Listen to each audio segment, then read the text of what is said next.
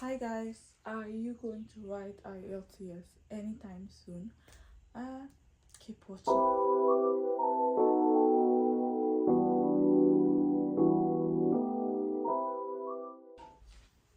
Hi guys, so today we're going to be discussing on IELTS and I will give you tips and tricks on how to get a band 8 and also give you an agency that helps you study for the IELTS, and I'm very sure they give excellent tips and tricks. Some of their tips and tricks are what I'm going to discuss today. So, IELTS. IELTS stands for the International English Language Testing System. It is one of the most accepted international standardized tests of English language proficiency for non-native English language speakers. So people that their first languages are not English language.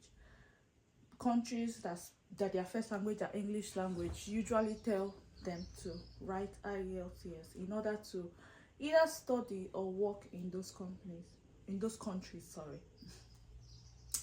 Seriously, I will argue that Nigerians need to write this test, but that's a story for another day. Now, when we talk about the IELTS, it is jointly owned by the British Council, IDP Australia, and Cambridge Assessment English. So, with the IELTS, there's something called the IELTS score or band score.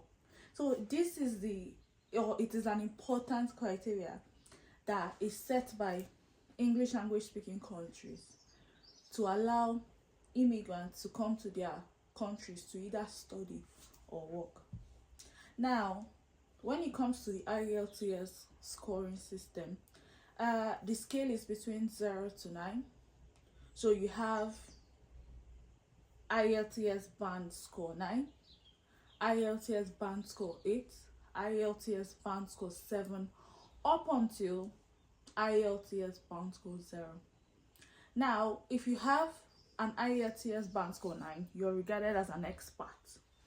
If you have a band 8, you're regarded as very good, band 7 as good, band 6 competent, band 5 modest, band 4 limited, band 3 extremely limited, band 2 intermittent, band 1 a non-user, and 0, that means you did not attend the test at all. So this test is usually in 4 sections. So the first session, you will do the speaking test. Then you have the writing, reading, and listening. Now, the scores of these 4 sessions are usually averaged for you to get your final IELTS band score. Now, the aim or your aim should be to get between band 7 and band 9. So you can get 7, 7.5, 8, 8.5, and 9. Now, ideally or realistically, band 8 is like the best score you can actually have, and in a way it means that you're a very good or even expert user of English language. It means that you have a good grasp of English language. One thing to note is that the answers are in these passages and also in the questions. So what you aim to do is to read and understand the questions first before you start answering the questions. Now, the first thing, there are 2 things that you usually do in reading. The first thing is to skim through the passages in the questions. So yes, you've read the question. Now skim through the passages in these questions. Try and identify the keywords in them. Do not try to read word for word. No, don't do it, because you're wasting time. Remember, you have just 1 minute to answer 1 question, or even less than. So skim through the passages, identify keywords from the questions, And once you identify those keywords, go to where it is in the passage, and you get your answers from there. The next thing is scan through the questions. It's very important. I've been saying it here. Scan through the questions, identify the keywords, relevant keywords that will help you to answer the questions. So now let's go to the tips that you're going to need, or that will be helpful for you to get a Band 8 score. Now I'm going to be going over the tips: reading, listening, writing, and speaking. So first and foremost, I'm going to do the reading tips because I feel like it's the easiest in a way. So one thing I'm going to say is, if you find it hard hearing the accent of British English, try and watch British movies, listen to British podcasts. So go on Netflix, look for British movies. It will help you in a way understand their accents, and doing that kind of increases your chances of hearing the audio clips. Now, another thing I will say is, whilst you're listening to your audio clip, you have to pay attention. Pay attention to every single word that, or even minor detail that you hear. Now, one thing I usually say, or when I was writing mine, I tried to block out all the noise from the environment. I concentrated 100%, because one thing with listening is that if you miss one thing, it might make you fail the next answer. So try and concentrate 100%, so that you can, one, understand the accent, and two, hear every single word that is in the audio clip.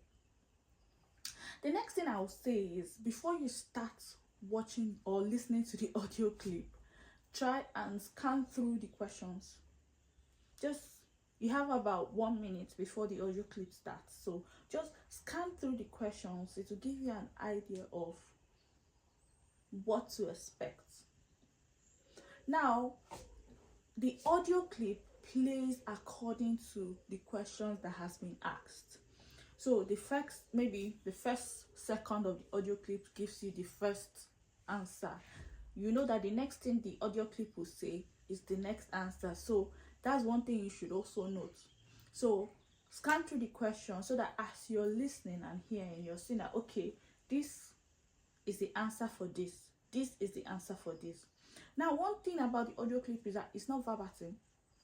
So it will be twisted in another way, but it should still give you the answer of that particular question. So pay attention to that. Now, the next thing I'll say is that practice. Use YouTube. There are many listening practice online. Use it, practice. Watch British movies, listen to podcasts, so that you get used to that accent, and do it every single day.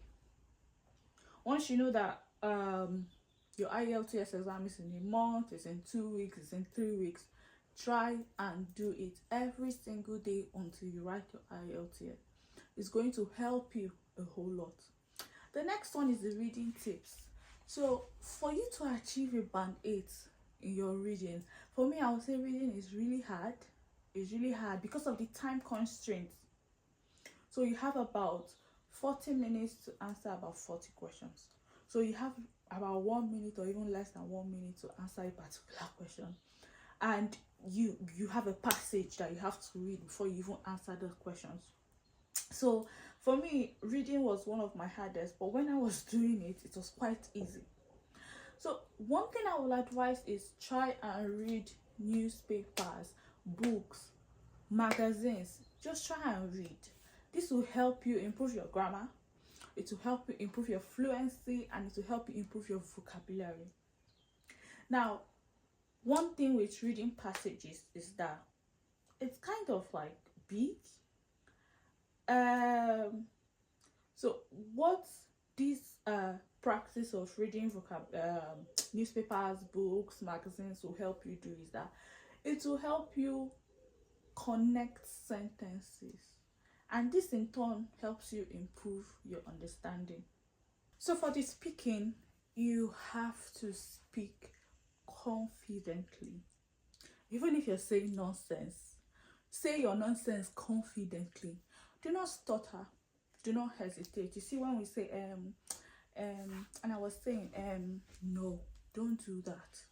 Speak fluently, because fluency is actually the most important thing, as that is what is measured. Try not to use big or complex words to impress your examiner, even when you don't understand it, because pronunciation is another key thing. So if you speak a complex word in the bid to impress your examiner, and you don't even know the correct pronunciation of that word, that is you getting a low score. Yes, I want to impress my examiners, but try and use the words you already know. Your answers should be concise, it should be coherent, and it should be straight to the point. Because you don't really have time. As you're being asked a question, you start thinking of the answers you're going to give, and immediately you start thinking of it. Once the examiner stops talking, your answers are coming out immediately. That shows that you are fluent. Now, when you are talking, make sure that the answer you give or the sentence you give is leading to another sentence that makes sense, and they are kind of like linked together. So your answer should be structured, and like I said, the previous sentence should be linked to the next sentence. Now, one thing about speaking is that you don't really know the questions that come in. There are basic questions like, what is your name? Tell me something about yourself. Those are like basic questions that you're sure that they're going to come. But when they are asking you about astronomy, let me say in your writing, or sorry, in your speaking, you're asked about astronomy. Now, you might not know something about astronomy, you might know something about astronomy, but one thing you should try and do is try and think on the go. Develop something. It must not be true. Nobody is checking if it's true or it's false. No. But try and make a good sentence about the topic you've been asked. Try and also, one thing I'll say is, try and talk for about a minute or two. I think I was asked, tell me about a good deed you've done. And what I started doing was that I thought about a random thing. Say I entered a cab and I noticed that someone forgot his or her purse in the cab, and I gave the driver the purse, and the driver tried to locate the person. Now, how did it make you feel that you did a good deed? I felt very happy. I was like elated that I did something good that day, and I actually made somebody smile. Things like that. So try and pay attention to that. Did I use big languages now? No, I use things that in everyday I can use. So try, pay attention to your fluency, pay attention to your pronunciation. These are the things that are really going to matter, not that you use big words or complex words. The next one is writing tips. I think this is the last one. So when it comes to writing, for some reason, some people feel writing is kind of hard, but for me, I think reading was the hardest for me. Writing, like I said in speaking, it must not be true. It must not be a real life event. No. We watch movies. It's just a script, but in your script, let your grammar be correct, be fluent, and have a good vocabulary. Now, when it comes to writing is usually the session is in 2 tasks, so it has 2 tasks. Task 1 is usually letter writing, and task 2 is usually in essay forms. So for task 1 and 2, obviously in letter writing it can be an informal letter or a formal letter or some kind of semi-formal letter, but it depends on the tone. Then for task 2, it's usually in essay form. I'll talk about the different types of essays we have later. So remember, when writing your essay or your letter, go straight to the point. Yes, you have, I think you have a range of about 200 words. I'm not so sure again, but try and get to 200 words. Do not write the whole word, because when you start writing the whole word, you start like writing off point, and that is not what you want. Hit the nail on its head. Go straight to the point, give your answers, and move on to the next. Just answer the particular questions that has been given and move on to the next point. Now, for your examiner to understand the ideas you're trying to write, you should try to make your essay as simple as possible. Have good grammar, be fluent, and good vocabulary. Avoid grammatical error, major grammatical errors. Minor ones is no problem with that, but major grammatical errors, try to avoid that. Let your handwriting be readable. You're not the one reading this, someone else is reading it. So make sure that your examiner can see what you're writing. Remember paragraphing, remember your punctuations. Now it's also good to note that your task 2 carries more mark than your task 1. So your task 1 is letter writing, like I said, and your task 2 is the essay. Now when it comes to essay, your essay comes in different types. We have agree or disagree, we have positive or negative, we have advantage or disadvantage, we have discuss both views, and we have problems and solutions. Then for your letter writing, you have just the structure, normal structure of letters, your salutation. Obviously your salutation will the type of salutation you give will be based on the type of letter it is. So if it's a letter to a friend, a family, that's an informal letter. But if it's a letter to someone you don't know, that's obviously a formal letter. So the salutation differs.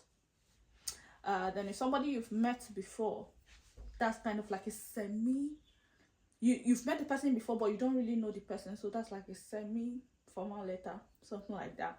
So you have the salutation, you have the introduction, you have the body, you have the conclusion, and you have the closing. Now, these are a few tips that can help you get a Band 8 score. However, like I said in the beginning of the video, there is an agency that taught me, or that helped me, give me these tips, give me tricks. They are more in-depth. I didn't mention them in the video, but I will drop their contact below in the description box for you to see. Contact them, call them, book an appointment with them, talk to them, and they will be able to help you through your IELTS journey. And I hope you get a Band 8 score too, or even more than a Band 9 score. Yeah, take care of yourself. Catch you in the next video. Don't forget to subscribe, like the video, share the video. There might be someone that needs this. Thank you. Bye.